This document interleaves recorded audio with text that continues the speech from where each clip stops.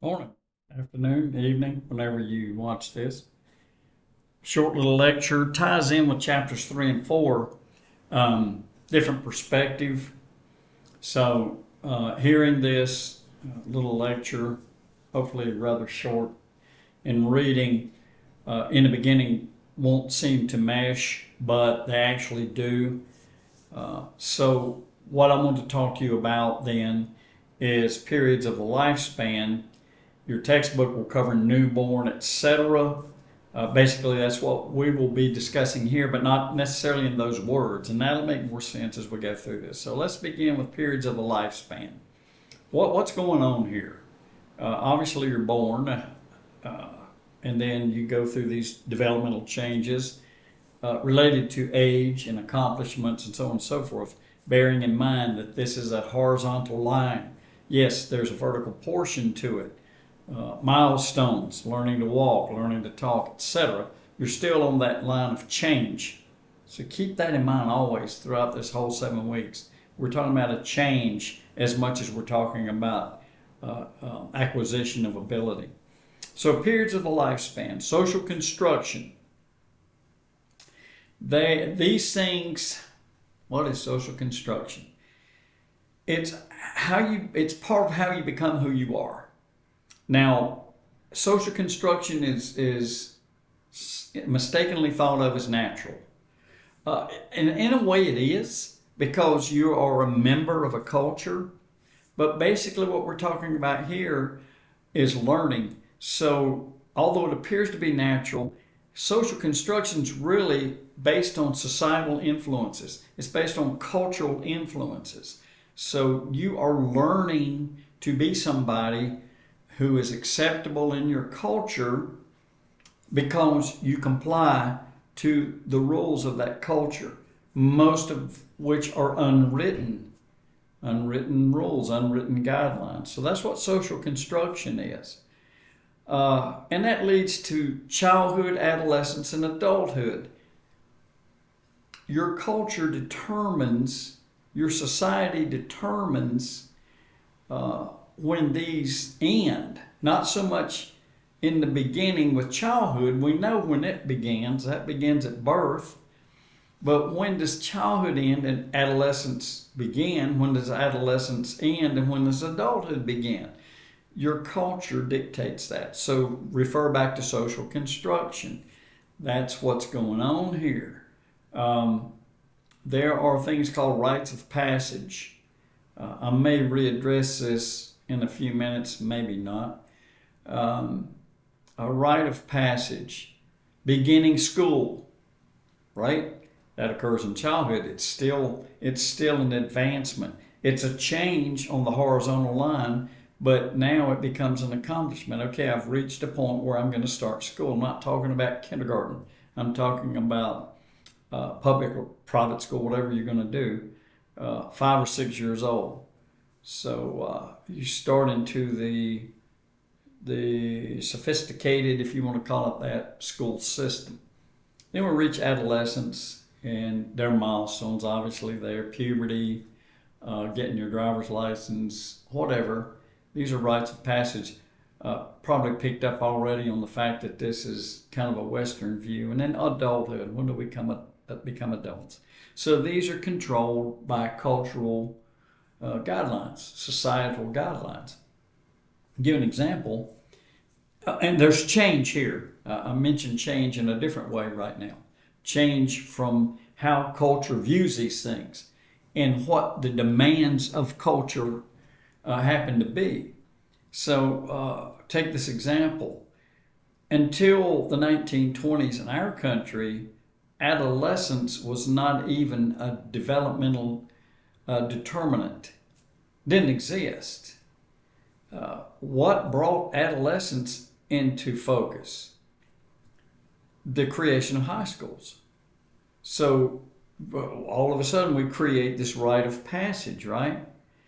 You went to school up until lower grades, seventh maybe, whatever. You can look it up.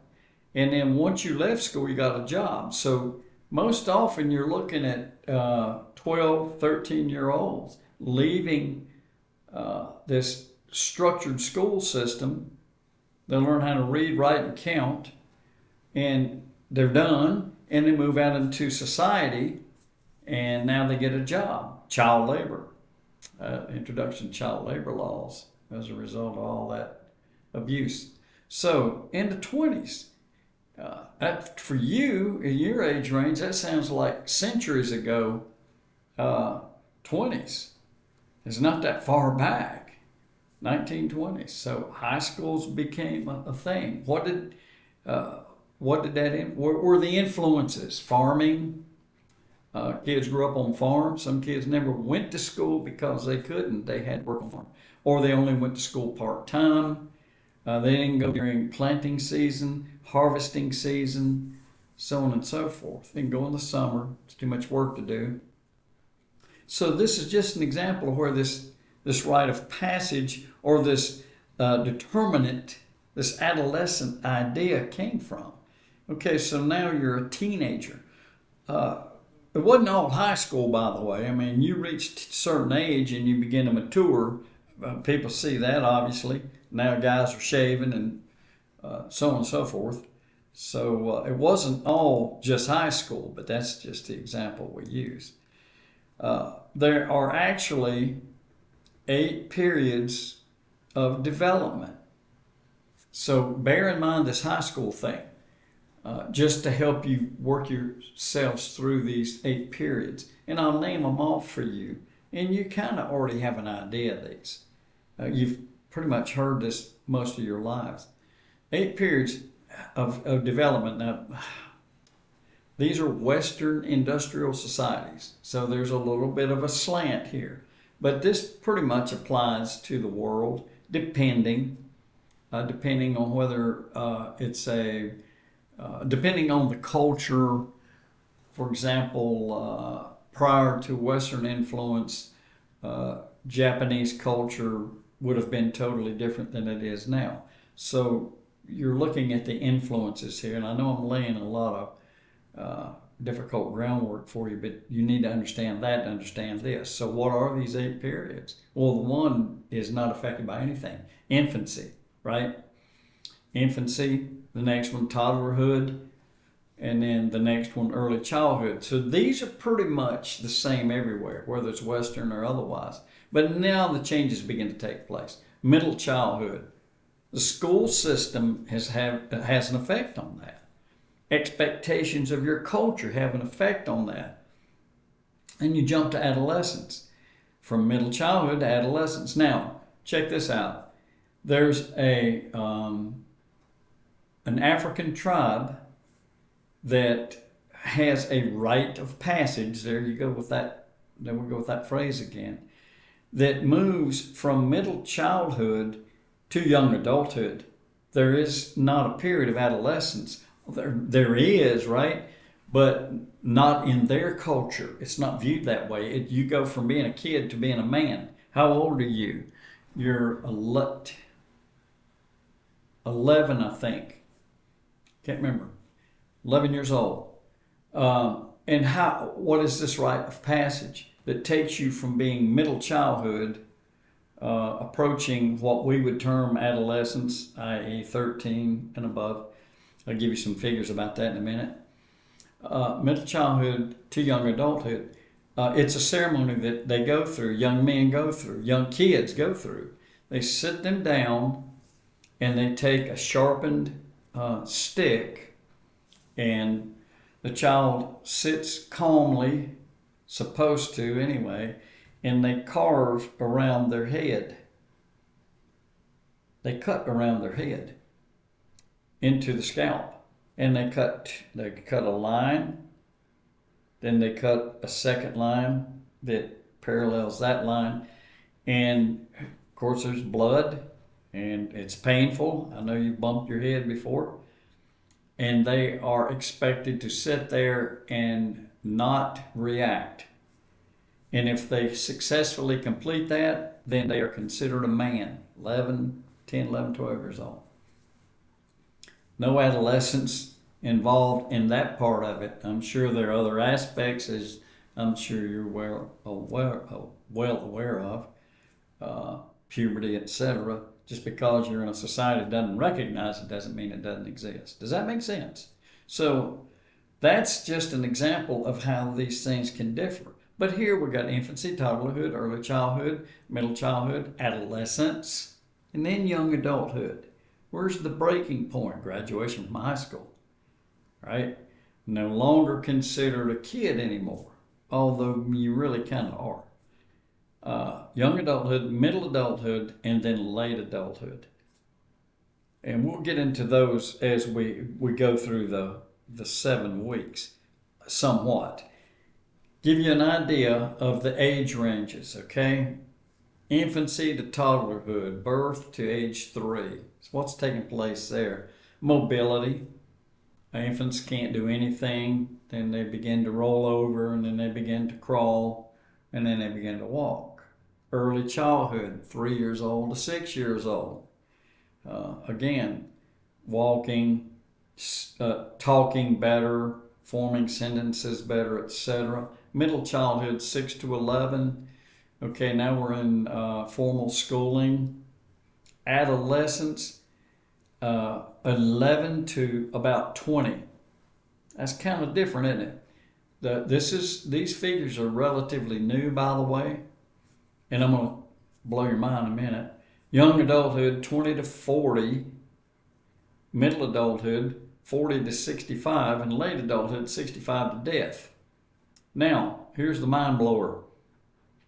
A study was done. I don't really know if it was a study as much as an opinion based on observation, but some new figures were presented. A lot of us in psychology don't really buy it. Some do. I don't know. You can make up your own mind. But let me tell you what I'm talking about. Okay, up through middle childhood, we're good to go. Birth to 3, 3 to 6, 6 to 11, and then boom, all of a sudden we have a change. Adolescence, 11 to 29. Okay. Young adulthood, 29 to 55. Young adulthood, 29 to 55. Middle adulthood, 55 to 70. And then late adulthood above 70. Up to death. I have trouble with that. Although I've seen examples of people who are 29 going on 5. I'm sure you have too, but that's how this stuff remains dynamic. So let's use the age ranges that I initially gave you, i.e. adolescence 11 to 20, and so on and so forth, because I think that's a much more realistic view of what's going on here. Quickly, some influences on development, individual differences, as in characteristics, influences. What could those be? Gender, height, weight, body build, health, energy level, intelligence. Here's a biggie. Temperament. I'll let you look that up. I don't want to get bogged down with that, but it's a big one. Personality, another big one. And generalized emotional reactions. Again, another thing you might want to explore. Those 3 in particular. Temperament, personality, emotional reactions. And this all ties in with chapters 3 and 4 again. Context differences. Homes, communities, societies, relationships, schools attended. Did you go private? Did you go home? Did you go public? Or no school association? Yeah, there are people that don't go to school. Free time? That's beat into your brain as an adult. Free time. Here's another influence. Heredity. Inborn traits. Stuff you don't have anything to do with. Characteristics inherited from biological parents. A lot of discussion there. I won't get into it now because it deals in personality, and we would get sidetracked, and I would get sidetracked worse than you because I love the study of personality. Environment, your outer and inner world, world outside the self, beginning in the womb, and learning that comes from experience. This is known as nature nurture. We've already had a discussion about that. You cannot control nature. You certainly are controlled or control nurture. So, major influences. Maturation. That's a natural sequence of physical and behavioral changes. I've already mentioned a couple of these. Learning to talk, learning to walk, those kind of things. We base those changes on averages, and they can be different from person to person. So maturation here is more in the realm of nature, but it's influenced by nurture. If you think about Lev Vygotsky's theory, if you have been introduced to that, we'll do that later, then you know that development can be influenced by outside influences, teaching, for example. So what is the interaction between heredity and environment? How do they interact? That's what Vygotsky discussed. And then how do influences affect development? And then a few more things, I'll be done. Contexts. Contexts of development would deal with things like the nuclear family, two-generational kinship, where mom and dad, children, that's considered two kinship. That's two-generational. That's the traditional, stereotypical nuclear family.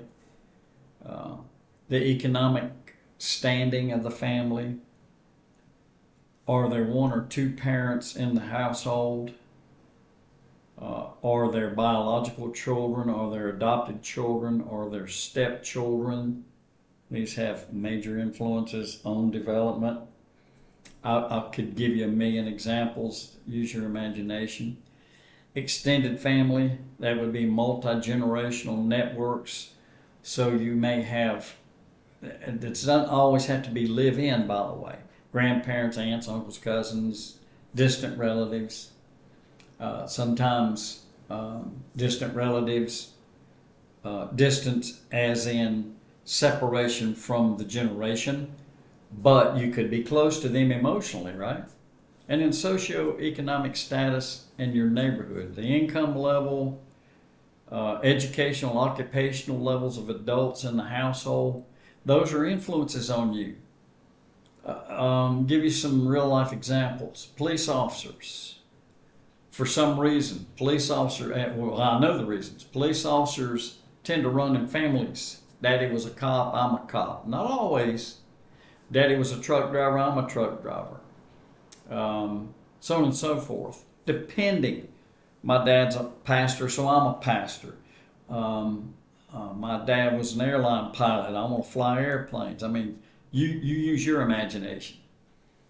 So those are just some opening salvos of how development forms and some of the many aspects related to what's involved in all of that. I hope you're getting the idea. This is a pretty complex study. Development's not just this A, B, C, D, E, F, G cut and dried business. There are gobs of influences there. So consider that, and I'll be with you again soon, and I hope you enjoy this.